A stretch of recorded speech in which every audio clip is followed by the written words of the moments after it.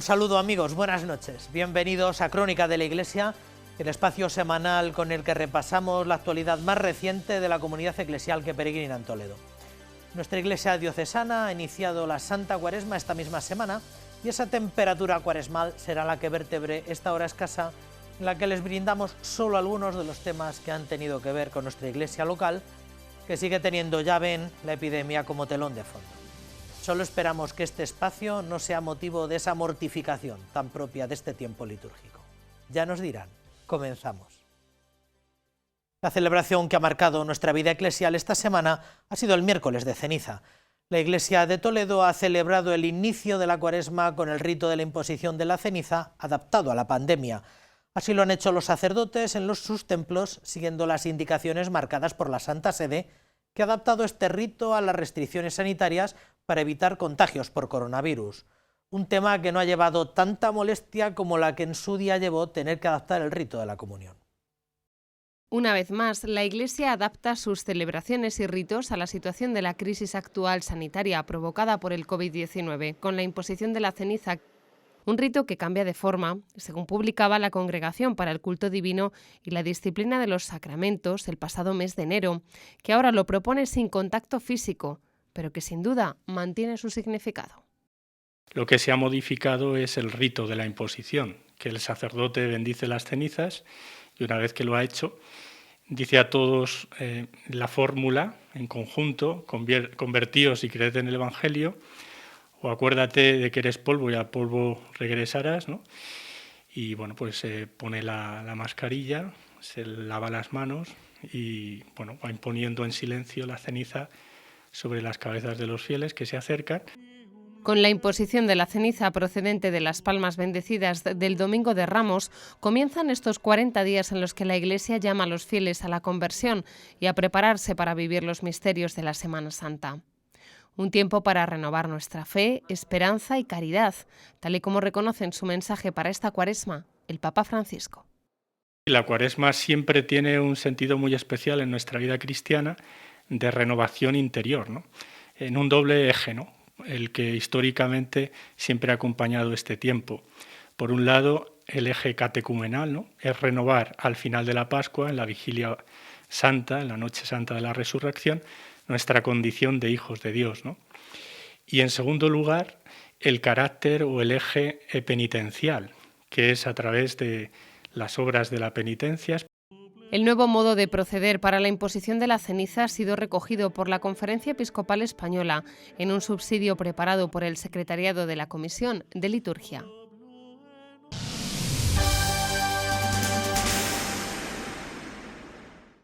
El señor arzobispo ofició el pasado miércoles por la tarde, fiel a la costumbre local, la Santa Misa con imposición de ceniza en la Catedral Primada. El prelado recordó que la Cuaresma nos convoca a la conversión, no a lavarnos el rostro, sino a cambiar el corazón, porque convertirse es en realidad volver a lo esencial, a lo interior, no a vivir la exterioridad, sino lo que el Padre ve en lo secreto. Tras la homilía, el arzobispo depositó las cenizas sobre la cabeza de los feligreses para evitar cualquier contacto y proximidad física. El señor arzobispo de Toledo presidió la Santa Misa del miércoles de ceniza en la Catedral Primada con el rito de imposición adaptado a las medidas sanitarias. En su homilía, don Francisco Cerro explicó que la Cuaresma, ante todo, es tiempo de conversión.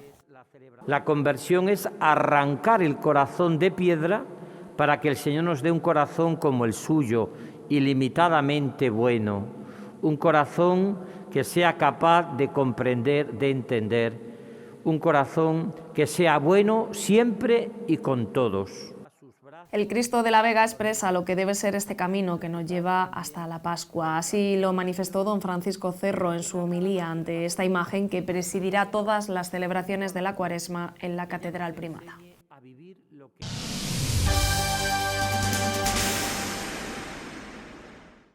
El señor arzobispo nos propone para esta Cuaresma recuperar y revitalizar la figura de la limosna penitencial. Un gesto que une la limosna, la oración y el ayuno, y que no aspira a ser tanto una acción concreta solidaria, sino más bien una actitud. La actitud cuaresmal que supone no dar de lo que nos sobra, sino de algo a lo que renunciamos. Esta renuncia nos ayuda a dominarnos a nosotros mismos y nos une más a Dios. Don Francisco nos sugiere también que esta limosna se destine este año a las residencias diocesanas de mayores. Oración, ayuno y limosna son 3 claves propias de la Cuaresma. Y claves también de la limosna penitencial que este año impulsa el señor arzobispo de Toledo. Porque no se trata solo de dar lo que nos sobra, sino de dar algo que nos cuesta. Es decir, renunciar a algo que nos supone un esfuerzo para ayudar a los demás. Es más bien un cambio de actitud que nos ayuda a dominarnos y a unirnos más a Dios. Lo que pretendemos es que no sea simplemente un donativo, sino que sea más bien una actitud, ¿no? Un cambio de actitud del corazón, de decir, renuncio a algo mío, ¿vale? No algo de lo que me sobra o no doy por caridad, como podemos hacer otras cosas, sino que sea una actitud de corazón. Estamos hablando en Cuaresma de ese cambio del corazón, estamos hablando en Cuaresma, ¿no? Utilizando las palabras del Evangelio, donde se nos invita a esas actitudes de limosna, de penitencia, de caridad, de oración. 9 son las fundaciones canónicas que gestionan las residencias para los mayores de la Archidiócesis de Toledo. En cifras son 469 plazas residenciales y 246 personas trabajando en ellas. A estos centros, que hoy siguen sufriendo las consecuencias de la crisis del COVID-19, llegará lo que se recoja con la limosna penitencial de esta Cuaresma, aunque parte de lo que ya han aprendido no tiene precio. Nuestros trabajadores nos han enseñado, y aquí hablo yo en primera persona casi, nos han enseñado la gratitud, nos han enseñado el compromiso, nos han enseñado la profesionalidad, nos han enseñado la donación, ¿no? Yo creo que en un mundo, ¿no? como en el que estamos, ¿no? Donde muchas veces pues se nos presenta o se nos vende todo lo contrario, con esta situación que hemos vivido, con esta crisis del coronavirus, nuestros trabajadores nos han enseñado eso. Los que quieran participar de esta iniciativa pueden encontrar los sobres de esta campaña en sus parroquias. Los donativos serán entregados al finalizar la Cuaresma.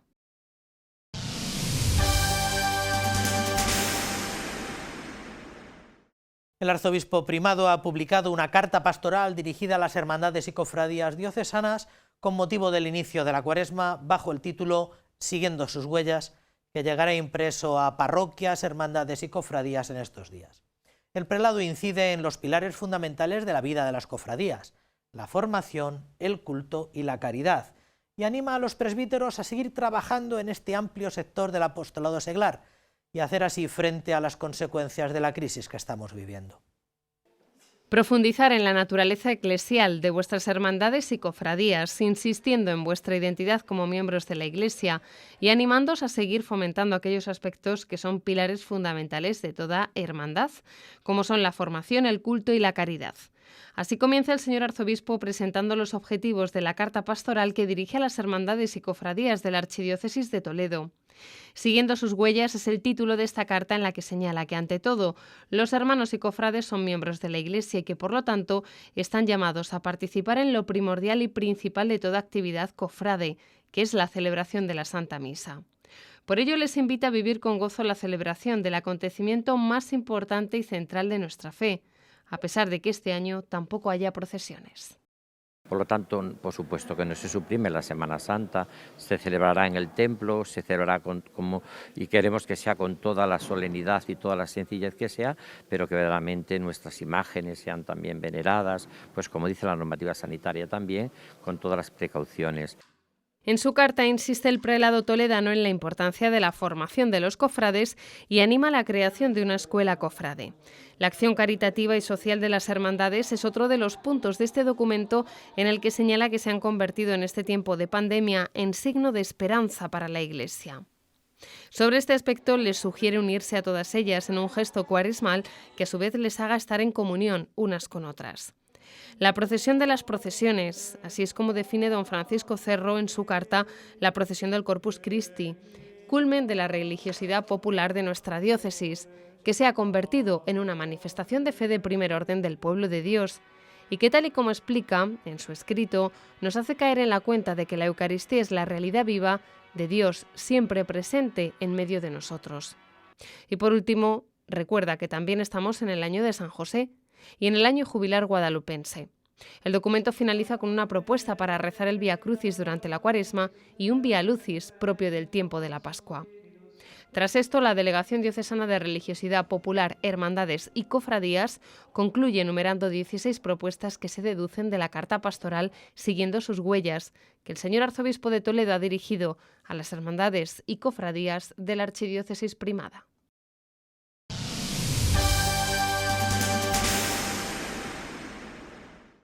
Estando como estamos al comienzo de la Cuaresma, nos parecía interesante pues dedicar un programa con algún experto de cabecera para abundar en la Cuaresma, en su importancia, su origen y en tantos aspectos, como damos por hecho, porque llevamos viviendo de una manera pues muy habitual, que sin embargo nos ayudarán a entender el sentido que tienen. Ya recuerdan que a comienzo del Adviento pues estuvimos hablando también, y un experto en rito mozárabe nos comentó algunos rasgos distintivos que tenía la celebración del Adviento en este rito antiguo, de la época visigoda. Hoy tenemos el privilegio de contar con alguien que es experto en liturgia y que además es nuestro delegado diocesano para el rito mozárabe, que es don Juan Manuel Sierra López. Don Juan Manuel, buenas noches. Muy buenas noches, José Muchísimas María. gracias por haber venido. Buenas noches a todos, encantado. Muy bien, vamos a hablar de la Cuaresma, don Juan Manuel, primero.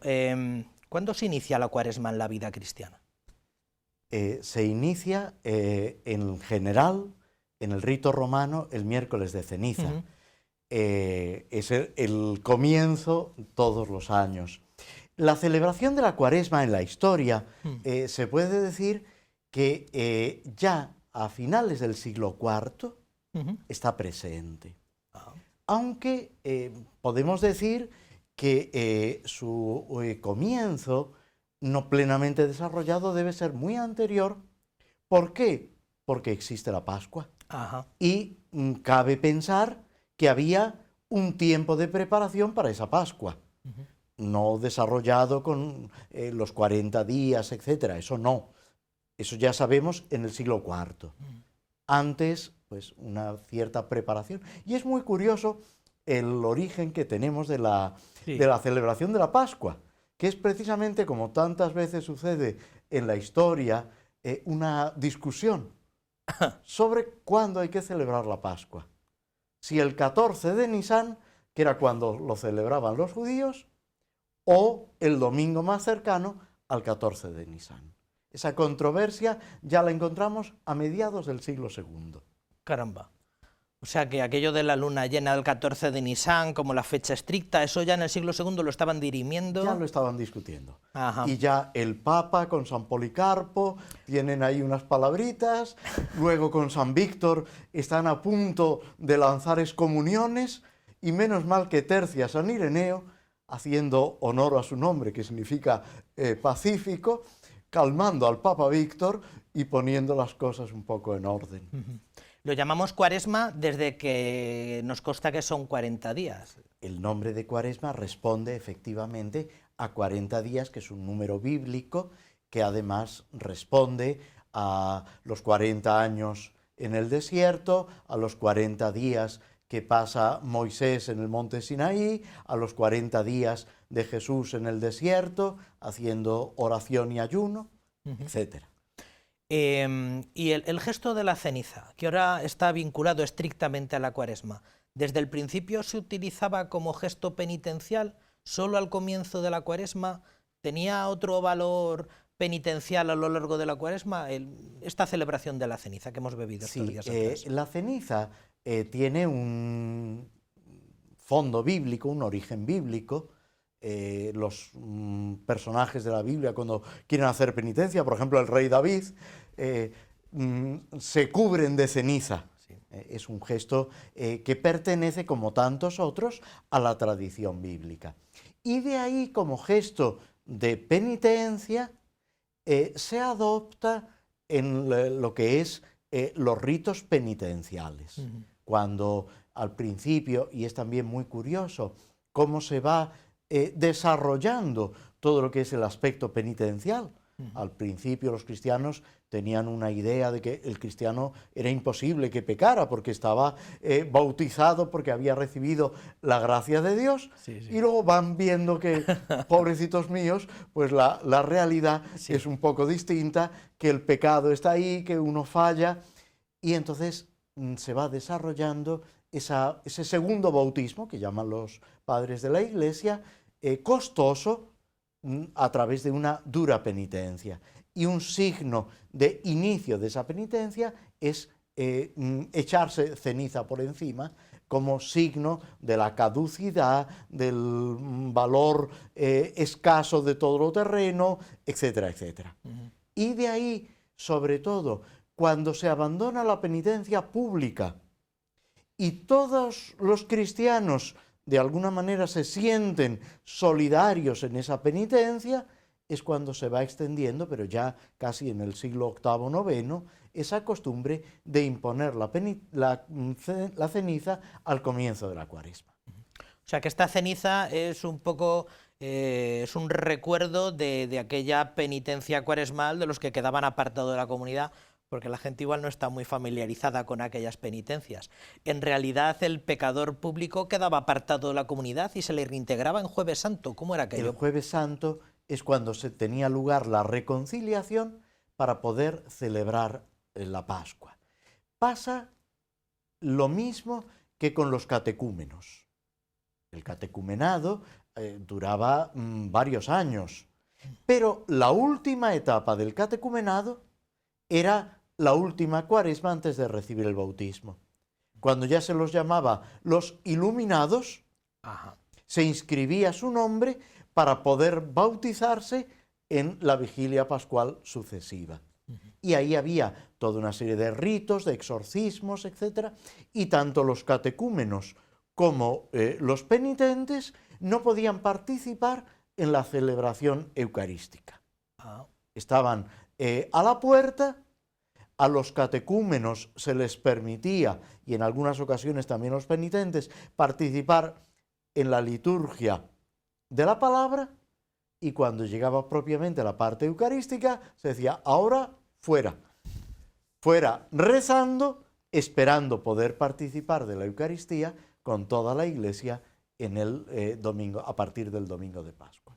De manera que, del mismo modo que hemos escuchado muchas veces que la fuente bautismal solamente se abría en Pascua, la fuente penitencial o este segundo bautismo también solo se recibía en la Pascua. Era como el único momento del año de recibir la reconciliación. Era el momento oficial, pero tanto el bautismo como la penitencia, en casos de necesidad, se podía en cualquier momento administrar.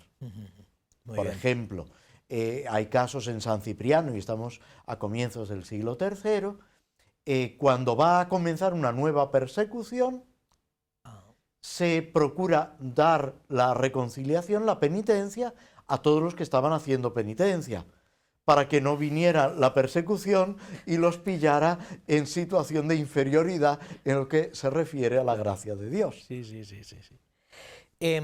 Herramientas cuaresmales, el ayuno. ¿Desde cuándo nos consta que existe el ayuno muy vinculado a esta preparación de la Pascua? Podemos decir que desde que tenemos datos de la Cuaresma, aparece el ayuno vinculado a la Cuaresma. El ayuno pasa como la ceniza que hablábamos, está ya en el Antiguo Testamento. Sí. O sea, es una práctica común, no solo del mundo judío, del mundo bíblico, en otras religiones también aparece como algo muy extendido. En el mundo bíblico tiene una gran repercusión y los cristianos lo asumen. Todos conocéis cuando le preguntan a Jesús, un poco echándole en cara, digo, los discípulos de los fariseos ayunan, los de Juan, y en cambio los tuyos a comer y a beber. Claro. Y Jesús dice, mientras el novio está, no se puede ayunar. Y es una práctica que aparece con frecuencia. San Pablo, antes de bautizarse, lo cuentan los Hechos de los Apóstoles, cuando el tal Ananías va a verlo con mucho miedo, porque la fama que tiene el pobre San Pablo es una fama no poco recomendable, ha ayunado unos días antes de recibir el bautismo. Y es algo que aparece en los Hechos de los Apóstoles y en todo el Nuevo Testamento, como preparación para el bautismo, como signo penitencial. Y por esos dos cauces llega al tiempo de Cuaresma, que tiene ese sentido de preparación del bautismo y ese sentido penitencial y ese sentido también de preparación para la llegada, el encuentro con el esposo en el domingo de Pascua. Hoy básicamente valoramos de todas las religiones monoteístas que, como dice, pues tienen distintos modos de ayuno y incluso mucho más estrictos que el nuestro, ¿dónde va a parar? A nosotros prácticamente queda reducido a 2 días, al miércoles de ceniza, el Viernes Santo y el gran desconocido, que es el ayuno pascual, del que muy poco se ha ido a hablar, pero que todavía se recomienda, ¿no es así? Sí, se recomienda. Esos son los días obligatorios. Los obligatorios es miércoles de ceniza y Viernes Santo. Pero no está prohibido ayunar en otros momentos. Claro. De hecho, en la vida religiosa hay una presencia del ayuno y de la abstinencia mucho mayor. Hay muchas órdenes, sobre todo las órdenes monásticas, que tienen muchos días de ayuno y de abstinencia, muchas órdenes que, por ejemplo, en toda la Cuaresma no prueban la carne. Efectivamente. Y es una realidad de la Iglesia. A veces nos quedamos con lo mínimo. Sí. Y lo mínimo está, y es una ayuda. Ese es el sentido. Pero tenemos que ir un poco a constatar esta realidad en general. Y lo que le decía, ese ayuno pascual que todavía ¿qué sentido tenía o qué origen tiene? Creo que un sentido catecumenal, ¿no? Era un poco lo que... Sí, bueno, es un sentido catecumenal y al mismo tiempo de preparación para la Pascua. Se recomienda el ayuno del Viernes Santo continuarlo el sábado hasta la vigilia pascual, que es propiamente el momento en que celebramos la resurrección de Cristo. San Agustín llama a la vigilia pascual la madre de todas las vigilias. ¿Por qué? Porque todo procede, todo brota de ese gran acontecimiento que es la vigilia pascual. Y además del ayuno, la abstinencia, que tal vez tenga un origen que merezca ser más explicado, si cabe, porque el ayuno sí que forma parte de un poco de la tradición de todo el monoteísmo, de todas las grandes religiones. La abstinencia, ¿cuándo surge la abstinencia? Tiene pinta de ser medieval.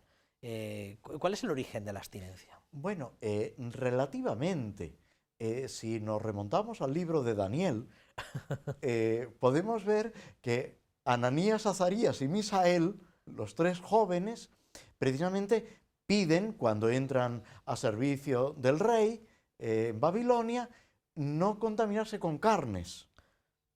Y tomar simplemente verdurita, que dicen que es muy sana. Sí. Bien, es algo también ascético que recorre el Antiguo Testamento. El mismo Juan Bautista se alimenta de saltamontes, langostas, como lo quieran llamar, que no se consideraba carne. Claro. La carne tiene también un sentido como peligroso, porque, digamos, es una alimentación, en ese concepto, es una alimentación abundante, pero que puede producir una cierta pesadez en lo material y en lo espiritual. Todo esto pasa, como tantas otras cosas del judaísmo, a la tradición cristiana. Y también se ve como una forma de penitencia. No debemos olvidar que en muchos sectores, en muchas culturas, la alimentación con carne era lo más lujoso, lo más sabroso y al mismo tiempo, en buena parte, la alimentación fundamental. Entonces, privarse de la carne quiere decir quedarse con una alimentación penitencial. Hoy en día, y es muchas veces la crítica, bueno, pero tú te puedes hartar de marisco. Pues sí, estás cumpliendo la letra, pero no el espíritu. O sea, el sentido, pensemos en la Edad Media, que te referías hace un momento, cuando en los pueblos del interior quitabas la carne, el pescado prácticamente era inexistente, a no ser que hubiera un río truchero, como decían. Entonces suponía realmente una penitencia. Ese es el sentido. Probablemente porque lo asociamos a toda aquella época, así, de las bulas, de cuando era tan vital la carne y cuando, bueno, pues la gente hacía lo posible por poder celebrar. No pocas cofradías de San José o hermandades de San José compraban la bula por si San José caía en viernes de Cuaresma y todas aquellas cosas. Bueno, entonces, por ir rematando, ¿cómo ha ido evolucionando la Cuaresma a lo largo de la historia? Porque nos haga así como una especie de histórico un poco a vuela pluma. ¿Cómo fue? Primero una pequeña etapa de preparación, después 40 días, ¿cómo ha ido evolucionando? Sí. Propiamente antes del siglo IV, finales del siglo IV, el problema es que no tenemos datos fehacientes, no podemos hacer una descripción. Otro aspecto que es importante es tener presente que no ha sido siempre lo mismo en todos los lugares. La Iglesia es muy grande, está muy extendida en Oriente y en Occidente. No ha evolucionado de la misma manera y no se sigue celebrando de la misma manera. Por ejemplo, hay ritos orientales que tienen ayuno de lacticinios, que llaman. No pueden tomar leche, no pueden tomar queso, no pueden tomar todos los derivados de la leche. Caramba. El régimen, tenemos la deformación profesional de pensar que el rito romano es lo que se vive en todo el mundo. Claro. Y no es así. O sea que probablemente cada uno de los ritos que quedan vivos, ahora hablamos del rito mozárabe, que es el más nuestro, pero todos tienen como una manera distinta de vivir la preparación de la Pascua o con ligeras variantes. Sí, y todo el año litúrgico. Todo el año litúrgico. La Cuaresma es un periodo concreto, muy significativo, muy importante del año litúrgico. Es además, y esto cuando uno se acerca a los textos se debe tener presente, uno de los ritos que conserva las oraciones más antiguas. El nuestro. En la Cuaresma. Perdón, he dicho rito. Uno de los periodos litúrgicos. Sí. Los periodos litúrgicos más fuertes, más intensos, tienden a ser, la palabra hoy se puede entender mal, los más conservadores. Sí. No con una motivación política o social, sino los que mejor conservan lo más antiguo. Claro. Eso es muy importante. ¿Por qué? Por la relevancia que ese rito litúrgico tiene. Hemos asociado a veces también, o igual hemos creado la imagen mental de que la Cuaresma era un periodo donde los cristianos en la época antigua lo vivían como había más vida de comunidad, todo lo que estábamos hablando, de catecúmenos aguardando a la puerta, participando en diversos ritos que se vivían a lo largo de la Cuaresma, los penitentes también participando a su modo. Efectivamente, la Cuaresma en diversos ritos ha sido como una época de más vivencia comunitaria, más celebraciones, más... Podemos decir que sí. San Hipólito, en la tradición apostólica, algunos dudan de que sea exactamente de San Hipólito, y estamos a principios del siglo III, sería, aunque se ha conservado sobre todo en Oriente, pero describiría la situación en Roma, habla de reuniones para la oración, como pasa con Tertuliano y el mismo San Cipriano. Todo esto parece intensificarse en el tiempo de Cuaresma, y es un tiempo especialmente dedicado. Otro libro, otro texto muy importante es la peregrinación de Egeria, que es una monja, parece ser gallega, del noroeste de España, que se va en peregrinación a Tierra Santa y escribe una especie de diario de viaje donde va describiendo pues todos los acontecimientos, cómo se vive, y en ese sentido es importantísimo, cómo se vive la Cuaresma y la Semana Santa en Jerusalén. Y ahí vemos cómo el Domingo de Ramos, por ejemplo, suben al obispo en una borriquita y desde el Monte de los Olivos van en procesión con ramos, etc. Te va describiendo todo lo que es la Semana Santa en Jerusalén, que ella misma está viviendo. Y ahí se constata efectivamente unas reuniones, una asiduidad en la oración que es muy importante. Otro aspecto, no quiero extenderme, son las estaciones romanas, que no es donde paraba el tren, que entonces no lo había, sino la reunión del obispo con la comunidad cristiana. Ajá. Eso en los misales hasta el Vaticano II se conserva. Si uno abre el misal de San Pío V, Sí. al comienzo pone Estación en San Anastasia, que es la iglesia donde la comunidad cristiana se reunía con el Papa. Ah. Todavía hoy, el miércoles de ceniza, el Papa va a San Anselmo, que es la facultad de liturgia, donde he tenido el gusto de estudiar, la gran suerte de poder estudiar. Ahí el Papa se reviste y va en procesión a la basílica, que es una basílica muy antigua, que está pues a escasamente 200 metros, es una pequeña procesión, a Santa Sabina. Santa Sabina. Y ahí se tiene el rito, la misa del miércoles de ceniza, con la imposición de la ceniza. Esta celebración en Santa Sabina se remonta a la Edad Media, por los datos que tenemos. O sea, es una tradición que se conserva y que tiene una especial intensidad durante toda la Cuaresma. Y vamos a hablar de nuestro rito, del rito hispano-mozárabe.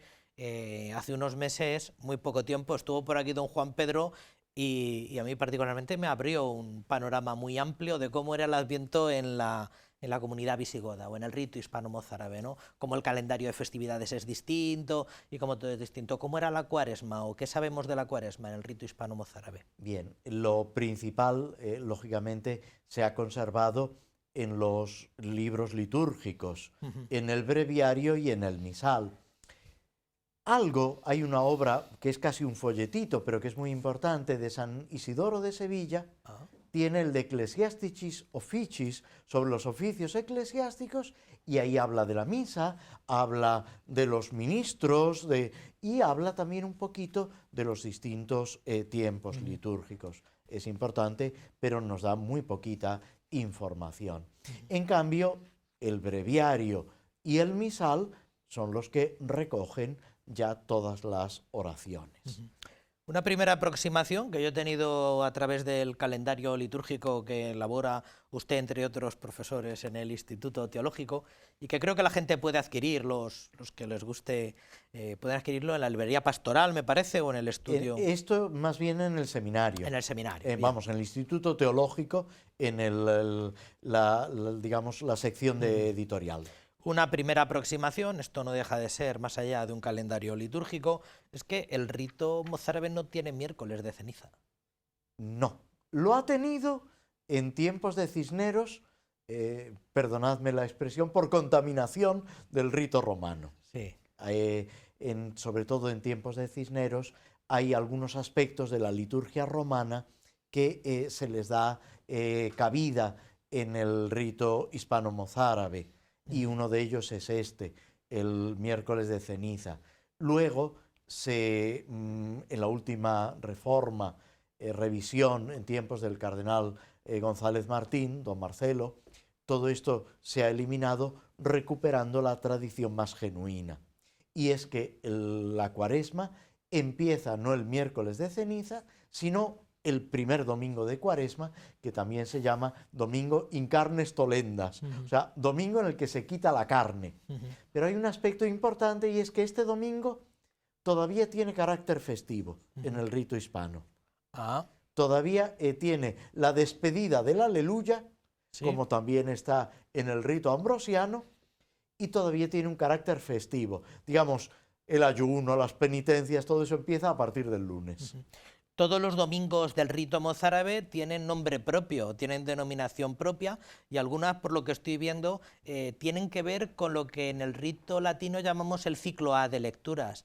El domingo de la Samaritana, el domingo del ciego de nacimiento, tiene que ver con una especie de itinerario evangélico, ¿no? Sí, tiene un sentido bautismal. El ciclo A del rito romano es un ciclo bautismal que va tomando esas lecturas que son clásicas de la Cuaresma, pero sobre todo en su aspecto bautismal.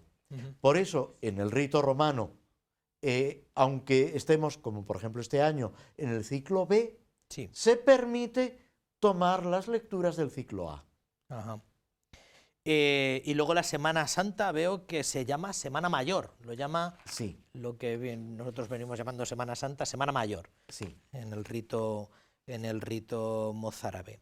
¿Alguna peculiaridad más que le haya llamado la atención? Usted cuando se acercó por primera vez al rito mozárabe, y bueno, estudioso como ha sido de los distintos misales, ¿no? Creo, me parece. Sí, bueno. ¿Qué es lo que más le llama la atención de la Cuaresma, tal y como la...? Hay muchos aspectos. Se subraya mucho el aspecto penitencial del ayuno. Se subraya también mucho la centralidad de Jesucristo. Todo el rito hispano-mozárabe está de una forma muy intensa marcado por la figura de Cristo Redentor. Otro aspecto importante es, por ejemplo, la reconciliación de los penitentes el Viernes Santo, dentro de la celebración que se llama proindulgencia, Sí. del perdón, que se tiene no el Jueves Santo, sino el Viernes Santo. Otra característica curiosa es que en los relatos de la Pasión se hace lo que se llama una centonización. O sea, se va cogiendo centones, trocitos de los distintos evangelistas, de los distintos libros, y haciendo como un mosaico. De distintos... De distintos. Porque lo que sí que me parece que es habitual en el rito mozárabe, me corregirá, es que solían seleccionar pasajes dentro de un mismo, ¿no? No era tan de continuo como parece que está prescrito ahora en el rito... No, efectivamente, pero no solo dentro de un evangelista, sino con toda libertad, saltando de uno a otro, buscando lo que más les parece conveniente. Y otra característica, otras dos características de la liturgia de la palabra, es la abundancia. Hay 4 lecturas todos los días, porque se sustituye la lectura profética por una lectura sapiencial y por otra lectura histórica. Son lecturas muy amplias, muy largas. Y también aparece lo que se llama los treni, las lamentaciones.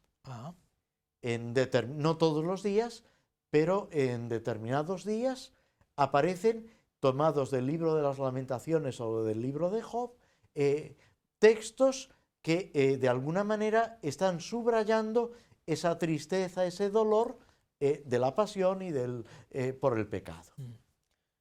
Ya don Juan Pedro nos comentaba también que el Adviento tenía unas festividades, bueno, el calendario, el santoral visigodo, el santoral mozárabe es distinto al nuestro, entonces decía que, bueno, pues nosotros consideramos unas fiestas estratégicas en Adviento que nos van ayudando y la comunidad mozárabe tenía otras distintas. ¿Cómo vivían ellos la Cuaresma? ¿Era tan estratégica la fiesta de San José? ¿Había fiestas de santos? ¿Cómo se vivía la Cuaresma? ¿Cómo era el santoral? Se vivía a palo seco.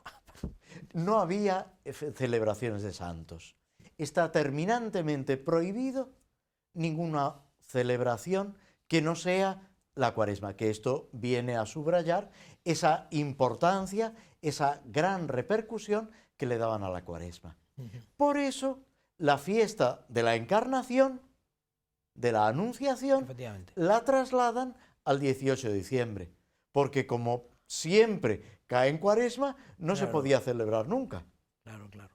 Incluso la fiesta de la Cátedra de San Pedro, el 22 de febrero, en el rito hispano, en el rito romano y también en el rito hispano, cuando, como en este año, cae en Cuaresma, se suprime, a pesar de que es una fiesta que tenía un gran arraigo en el rito mozárabe. Está terminantemente prohibido. Para no distraer. Para no distraernos. Todo el que quiera saber más del rito mozárabe, de la Cuaresma mozárabe o en el rito antiguo, ¿de qué puede echar mano? ¿Qué le recomienda usted, don Juan Manuel? Bueno, en el calendario litúrgico, en lo que es la Epacta, aquí simplemente viene el elenco de lo que se celebra cada día, con las lecturas, la referencia explícita a las lecturas. En esta obra, obrita, Orar con la liturgia mozárabe, que está en la librería pastoral. Y que corre de su puño también. Sí, bueno, el autor lo que hace es recopilar y ofrecer unas introducciones y algunas explicaciones. Viene a ser una especie de devocionario que ayuda, sin duda, a conocerlo. La idea no es original. Ya a mediados del 19, el cardenal Monestillo hizo un devocionario del rito mozárabe, y a principios del siglo XX se hizo otra edición. De ahí surgió la idea de hacer esta nueva edición, que no se fundamenta en las otras ediciones, completamente nueva, pero la idea sí que es heredada de la tradición. Y luego hay algunas obras publicadas en el Centro de Pastoral Litúrgica, la editorial de Barcelona. Es una obra que se titula Liturgia Hispana del Padre Pinel, que fue un gran especialista, donde se refiere un poquito al año litúrgico, y hay otra obra, Liturgia Hispano-Mozárabe, de don Adolfo Iborra, que también es una obra de un cierto grosor, que va de una forma divulgativa, explicando todo lo que se refiere al rito hispano-mozárabe.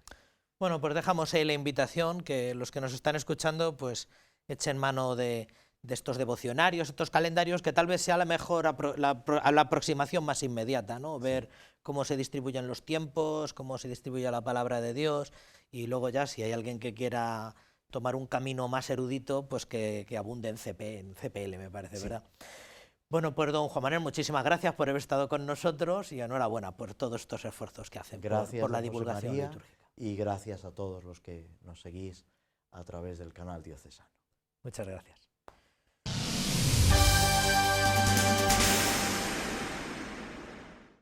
La Penitenciaría Apostólica, en respuesta a la petición realizada por el señor arzobispo, concedía estos días atrás la ampliación del año jubilar guadalupense hasta septiembre del 2022.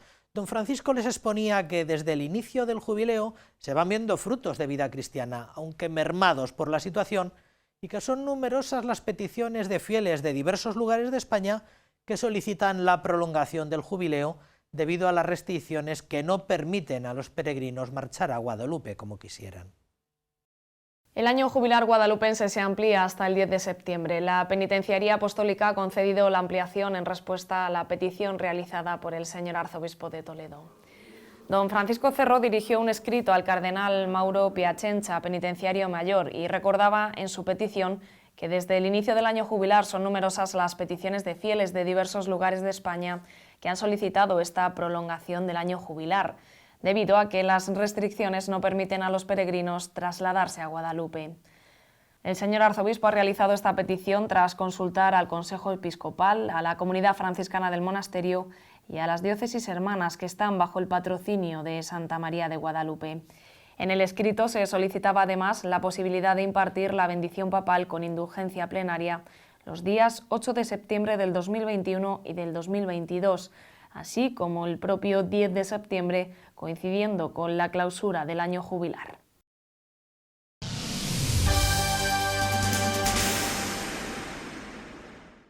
El Colegio Diocesano Cristo de la Sangre representa bastante bien lo que aspira a ser nuestra red de colegios diocesanos.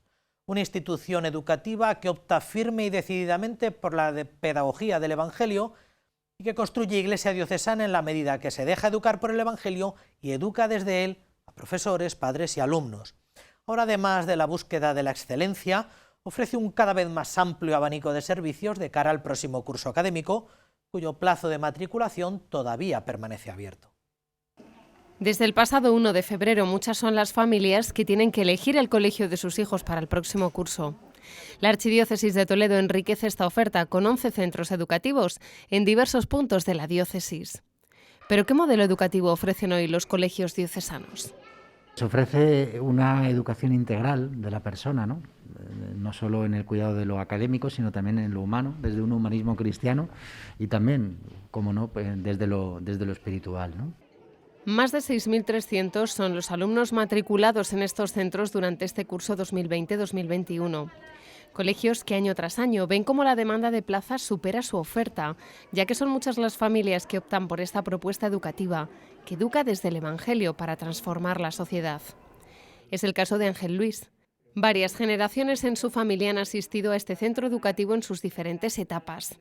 Su identidad católica siempre ha sido lo que les ha movido a elegir este colegio.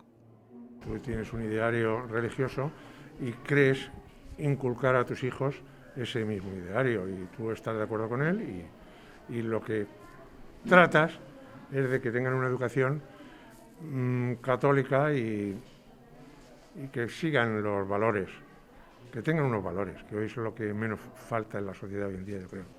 Este colegio diocesano, que en la actualidad tiene más de 1.100 alumnos en 43 aulas diferentes, a comienzos de año asumió la gestión de una escuela infantil, aumentando así su oferta. El Colegio Santísimo Cristo de la Sangre, que cuenta con más de 60 profesores y maestros, ofrece también bachillerato. Un gran colegio que, a pesar de los números, no descuida su carácter familiar. El ambiente familiar en el que se vive, y no me refiero solo al hecho de la acogida de las familias, sino el ambiente familiar en que se vive entre profesores y alumnos, ¿no? Eso es lo que yo principalmente destacaría. Más de 6.500 son los alumnos que en la actualidad acuden a los colegios diocesanos que forman parte de la Fundación Rodríguez Plaza. 11 centros en localidades como Illescas, Seseña o Yepes, que un año más ofrecen lo que tienen y lo que son al servicio de la verdad.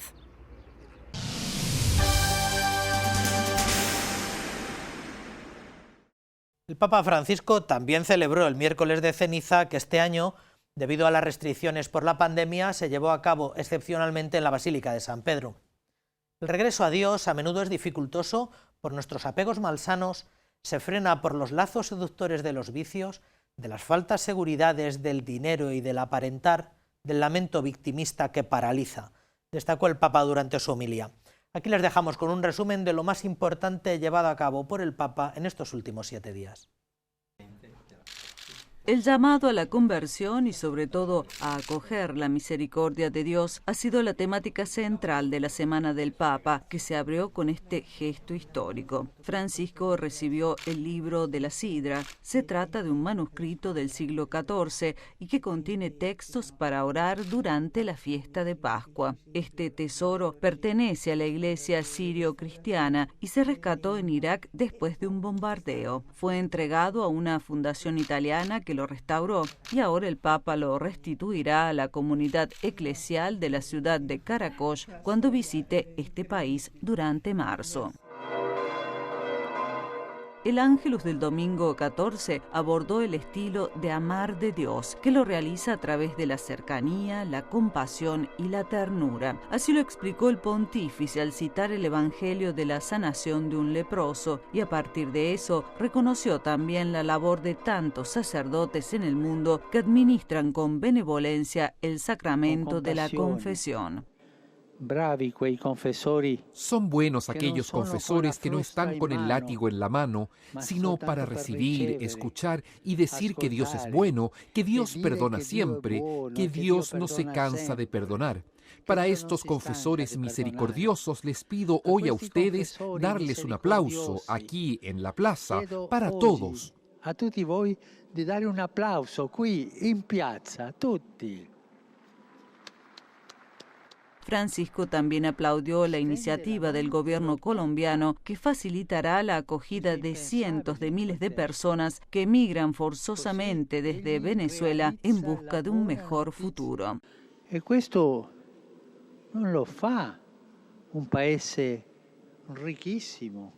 Y esto no lo hace un país riquísimo, súper desarrollado. No, lo hace un país con tantos problemas de desarrollo, de pobreza, de paz. Casi 70 años de guerrilla. Pero con estos problemas ha tenido el coraje de mirar a esos migrantes y hacer este estatuto. Gracias a Colombia, gracias. Gracias a la Colombia, gracias. El lunes, el sucesor de Pedro compartió un video conmemorando el martirio de 21 cristianos ortodoxos que fueron asesinados en 2015 en Libia por miembros del autoproclamado Estado Islámico. Sono i nostri santi. Son nuestros santos, santos de todos los cristianos, santos de todas las confesiones y tradiciones cristianas.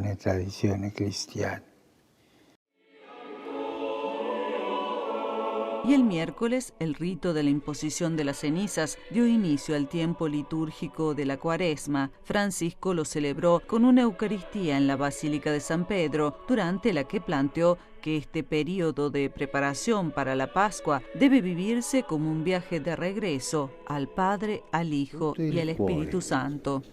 La Cuaresma es un viaje que implica toda nuestra vida, todo lo que somos. Es el tiempo para verificar las sendas que estamos recorriendo, para volver a encontrar el camino de regreso a casa, para redescubrir el vínculo fundamental con Dios, del que depende todo.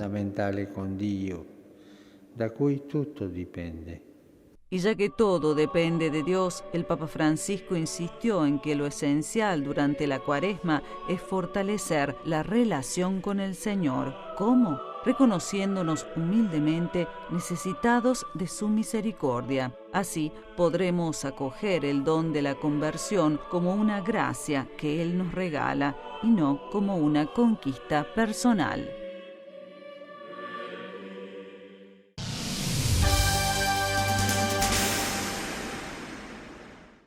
Tres años ha tardado el Gobierno de España en poder entregar al Congreso de los Diputados el listado de los bienes inmatriculados por la Iglesia durante los años que estuvo en vigor la reforma de la ley hipotecaria. Más allá de que ha quedado evidente que la Iglesia española no se ha adjudicado bienes de una manera arbitraria, el asunto para algunos sigue siendo poner en duda la capacidad que tiene la Iglesia en España para poseer bienes materiales y para inscribirlos en el registro de la propiedad, algo que hacen, por otra parte, el resto de instituciones civiles.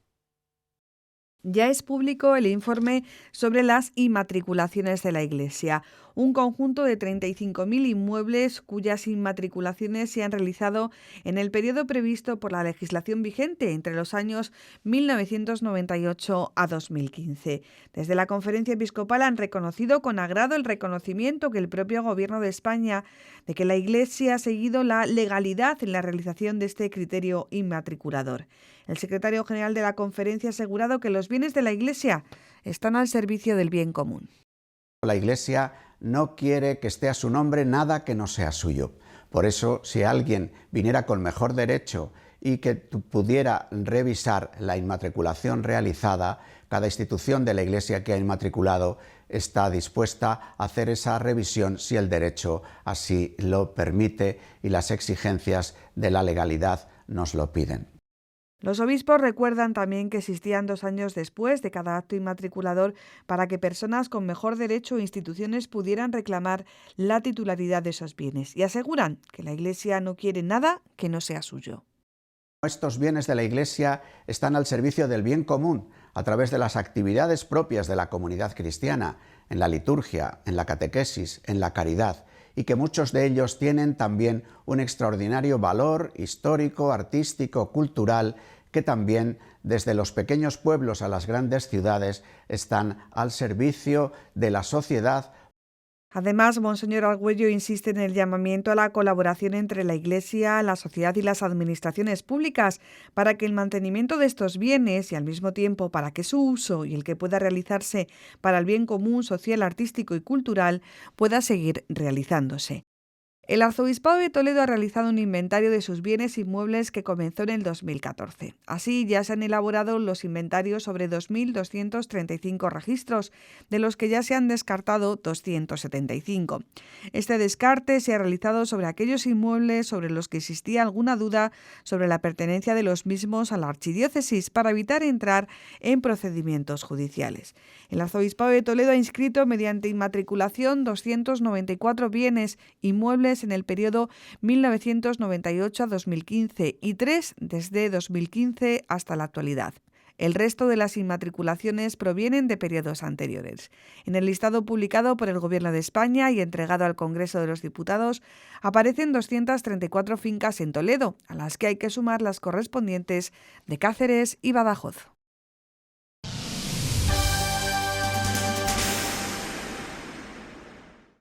La archidiócesis renovó su consejo presbiteral en una reunión con los miembros electos por el clero diocesano que tuvo lugar el pasado jueves en la Casa de Ejercicios de Toledo. Se trataba de la primera vez que don Francisco presidía este encuentro con los portavoces del clero de cada una de las demarcaciones pastorales. La misión de este organismo, siempre lo recordamos, es ayudar al prelado en el gobierno de la archidiócesis, conforme al derecho, para proveer lo más posible al bien pastoral de esta porción del pueblo de Dios. De manera presencial, pero también por videoconferencia. Así han podido reunirse los sacerdotes de la Archidiócesis de Toledo que pertenecen al Consejo Presbiteral con el señor arzobispo. Es la primera vez que el nuevo arzobispo se va a encontrar con el Consejo Presbiteral. El Consejo Presbiteral es un órgano muy importante de consulta del arzobispo, de colegialidad, digamos hoy con términos de ahora de sinodalidad, del presbiterio con el arzobispo. El Salón de Actos de la Casa de Ejercicios acogía esta reunión que ha comenzado con el rezo de la hora intermedia, en una sesión condicionada por las normas sanitarias ante el COVID-19. También hacemos una sesión especial motivada por las circunstancias, porque por ejemplo en este Consejo habría que hacer una serie de elecciones, por ejemplo para constituir la comisión permanente del Consejo, y lo hemos dejado para otra convocatoria, pues para evitar andar con papeles, etcétera, ¿no? Y alguna otra votación que había que hacer. Los efectos de la pandemia del COVID-19 en la situación económica de la Iglesia ha sido el tema que ha presentado el vicario episcopal para los asuntos económicos. Pandemia que también ha tenido sus consecuencias en la vida pastoral de la Iglesia. El señor vicario episcopal para Talavera va a presentar los resultados de una encuesta que hicimos de cómo el COVID había afectado a la pastoral de las parroquias, catequesis, celebraciones litúrgicas, y va a dar unas pistas pues en esta, cuando Dios quiera, la etapa post-COVID, a ver qué retos pastorales se nos presentan. Las actividades propias y la formación permanente de los sacerdotes que ofrecerá la Vicaría para el Clero ha sido otro de los temas de este primer Consejo Presbiteral del año, en el que el Vicario General ha presentado la guía con orientaciones sobre cómo celebrar la Semana Santa, publicadas este miércoles de ceniza por la Congregación para el Culto Divino y la Disciplina de los Sacramentos.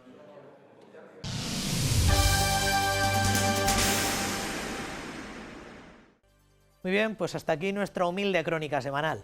Ya saben que pueden volver a visionar todos estos contenidos y muchos más en el canal de YouTube del que dispone Radio Televisión Diocesana. Les emplazamos a la semana que viene para darles información puntual de nuestra vida eclesial. Quédense por ahora con la mejor programación, que es, lo saben de sobra, la del canal diocesano de televisión. Sigan cuidándose mucho, hasta la semana que viene, que sean felices.